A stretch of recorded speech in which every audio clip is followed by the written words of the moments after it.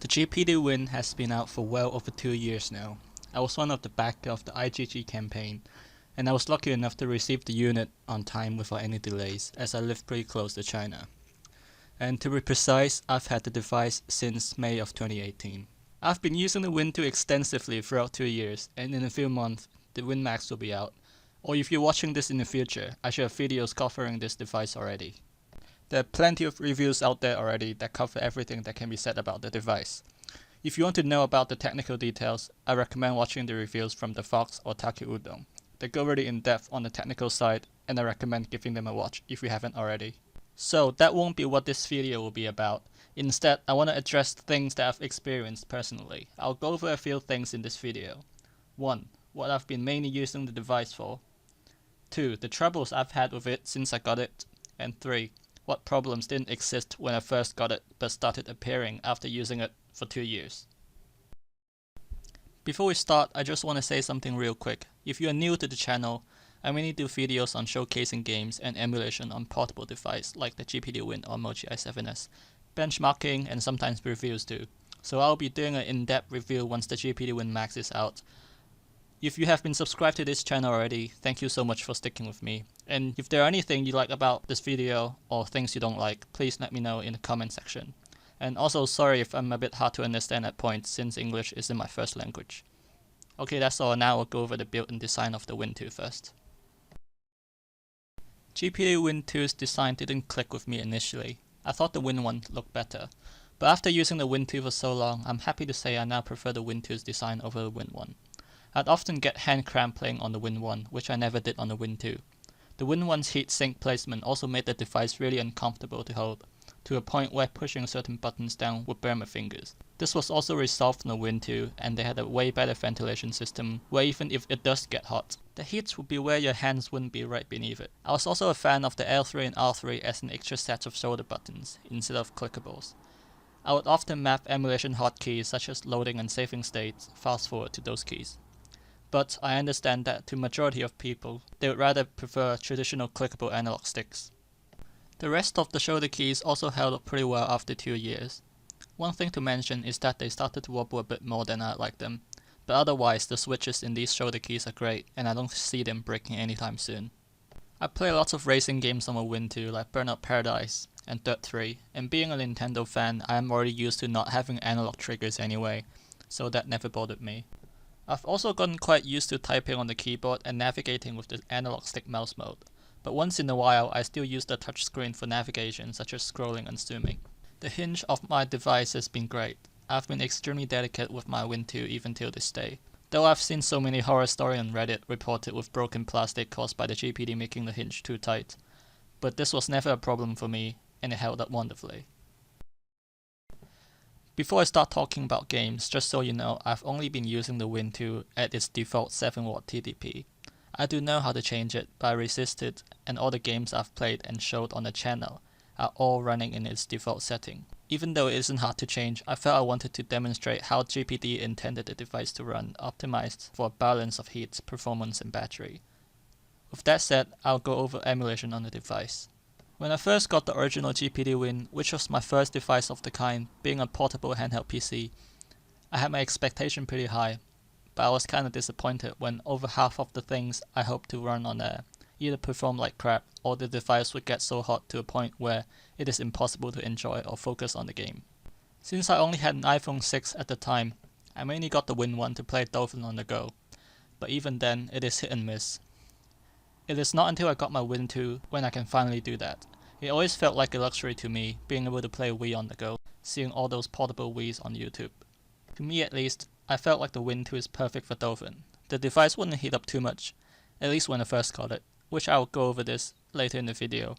And with the Win 2 being more powerful, I was able to push some games to 720p, essentially running the game in Win 2's native resolution. The form factor is perfect for games like Mario Galaxy, where I can collect star bits with the touchscreen. Playing this way is way better than mapping the cursor control to the right analog sticks, and at the time, the Win 2 remained the best way of playing Xenoblade Chronicles on the go, running in HD with no slowdown. Way better than that 3DS port, and before the definitive port on Switch.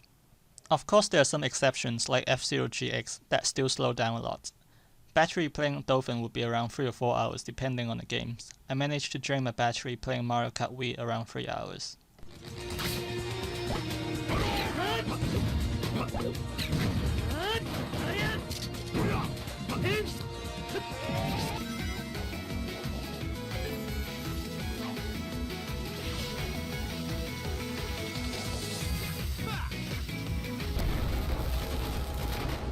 Go, keep moving!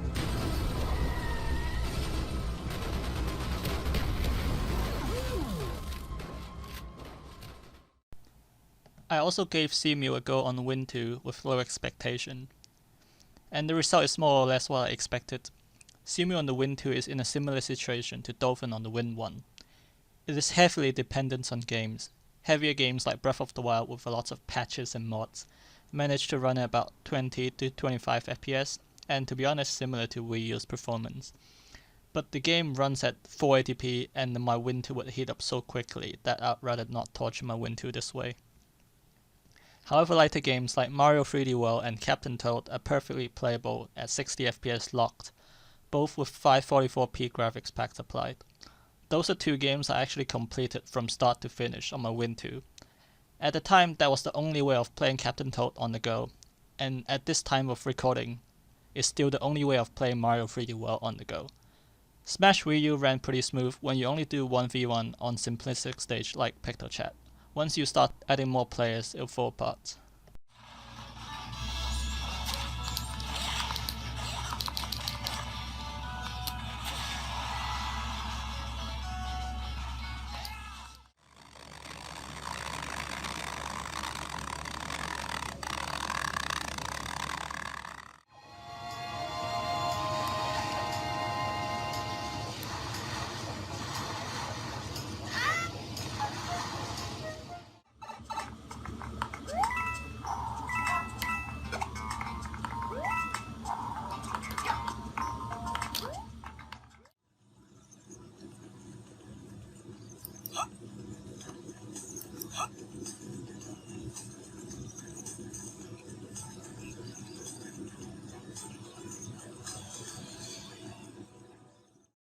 Citra is another emulator I kept on my Win 2, but it doesn't run very well. I know the problem comes from the states of Citra still being really early in development, and the game was still slowed down on my GTX 1080, so I don't blame the Win 2 for this. There are however some games that run good enough to be enjoyable on the Win 2. I once got a comment asking what's the point of playing Citra on my Win 2. The 3DS is already portable. And to that I say, you can play 3DS games without carrying a 3DS and another device with you. That alone is enough to justify it, to me at least.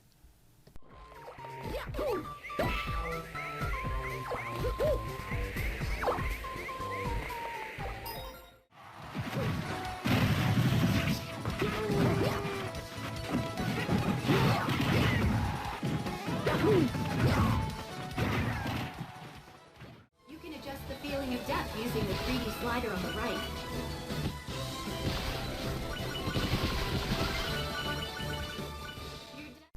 As for other emulators, such as RPCS3 for PS3, PCSX2 for PS2, and Xenia for 360, are emulators that I have tried but avoided on the device. Those emulators are still early in development, and although some games are playable, they often would require setting the device to 12 watts, and it would hit up the Win 2 so quickly. So, similar to Breath of the Wild on Seamew, I think of them more of a proof of concept than actually playable games.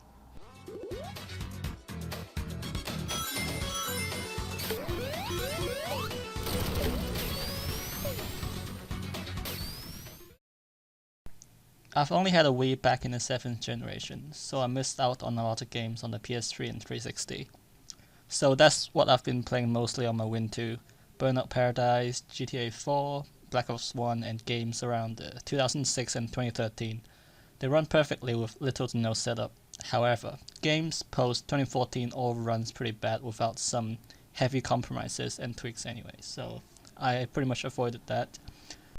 I also avoided games that didn't support X input mode, so I didn't really play any MMO games or things that require mouse or keyboard. And I'm sure everyone who has GPD Win knows the caveats of buying a device like this. or just PC gaming in general, things never just works. I've ran into countless driver issues when playing old games, like X input not being supported and doing manual configuration tweaks. And if you only want to play games like a console, this device isn't for you. But to me, half of the fun comes from making these old game runs, and it's often quite rewarding and satisfying when you do get it to run the way you wanted them to.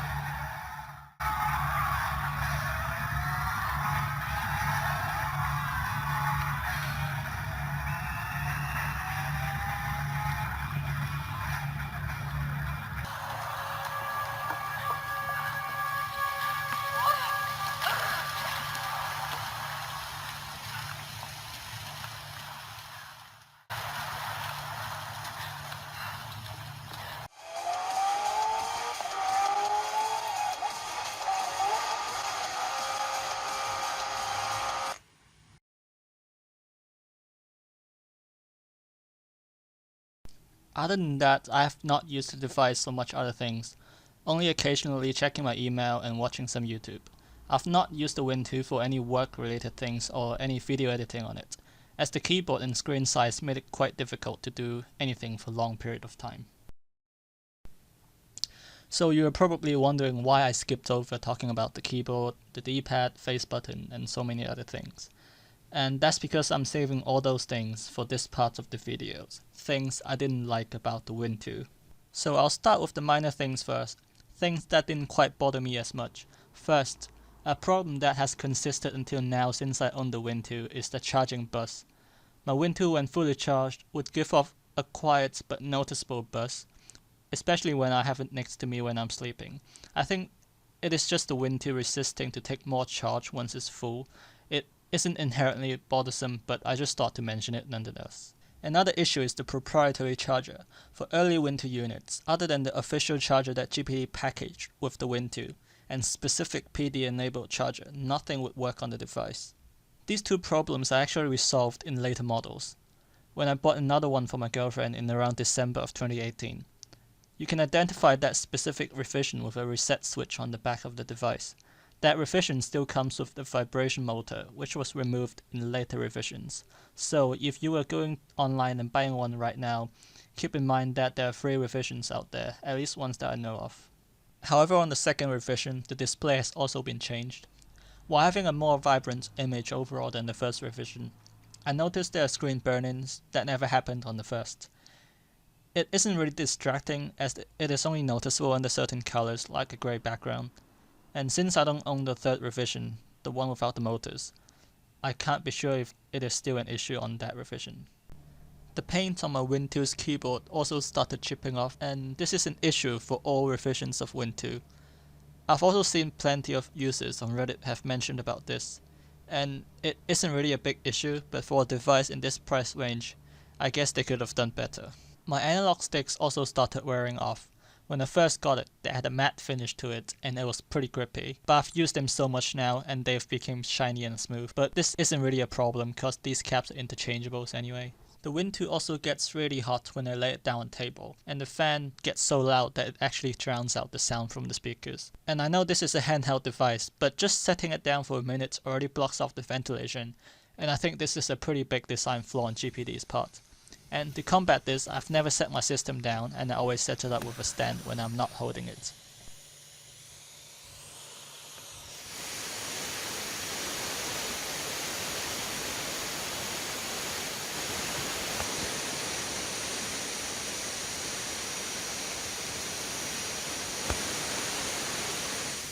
Those were all the small problems I've had, and now I really want to address the problems that has stopped the Win 2 from being the perfect device. things that got in my way and made it impossible for me to fully utilize it. At this point of recording, my Win 2 has become quite unusable to play pretty much anything without sounding like a jet engine. This stood out to me as I've continuously playing Mario Kart on my Win 2, and I was able to notice the difference in the heat dissipation and fan noise when I first used it and when I use it today. Since I own the device, I'm also unable to play anything intensive while charging. When the device does get hot, it would just shut down by itself without warning. This only happens when I'm charging the device. I've looked into the issue and followed GPD and other people's guide and changing the settings within the BIOS, and it didn't work for me. And to this day I'm unable to play anything remotely intensive when charging the device. The battery itself has also gotten significantly worse over time, but I guess that's expected when pushing so much power. And my biggest gripe with the Win 2 is their choice of D-pad and face buttons. Before the Win 2 has came out, I was worried it would be bad as I have had torn membranes on the Win 1, which made my face buttons unusable, which a lot of users had too, where they started selling replacement. Seeing early reviews of the Win 2 mention an improved D-pad and face buttons membrane, and I felt more relieved. But upon using it, I'm very disappointed to say that the Win 2's D-pad and face buttons are just as bad as the Win 1's. Literally after weeks of using and owning my Win 2, I felt my A buttons had already worn down to a point where it felt way looser than my Y button, which just made me always conscious about the buttons getting stuck, and I actively avoid playing games that would require button mashing, like fighting games and rhythm games. The D-pad was also so stiff that it rendered it pretty much useless for playing games like Celeste, which required precision platforming. I was hoping they would stop using these cheap plastics membrane, which gives them a soft, mushy feel to it, and instead opt for clicky tactile switches like on the 3DS and Vita. And it seems like the Win Max has done exactly that, so good job GPD. I hope they're good quality switches this time around. So, is it still worth buying a GPD Win 2 in 2020? For me, I think you really have to take other factors into considerations. Like, back in 2018, Dolphin emulation on Android is still quite bad, and the Win 2 was my go-to method of playing Wii and GameCube games on the go.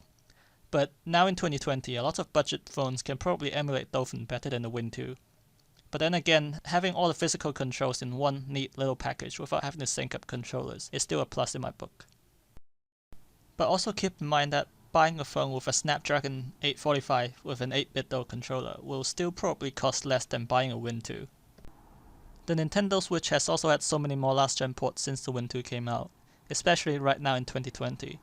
So if that's what you're mostly thinking of buying the Win 2 for, you really need to know what's best for you.